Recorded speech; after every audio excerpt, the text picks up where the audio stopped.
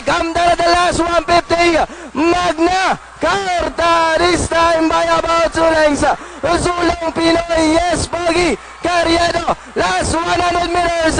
We have Magna Carta under JB Guse. Now strides away, entering the finish line. 39th edition of Gold Cup belongs to Magna Carta. Sulong Pinoy, yes, Pogi, The Rock, and Carriedo.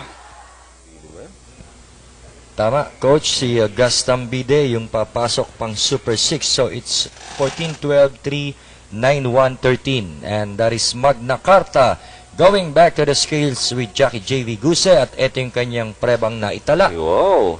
2.07 over 2,000 meters, quarters of 24 and a half, 24, 26 and a half, 25 and a half, and finishing at 26 and a half. 2.07, magaling si Magna Carta.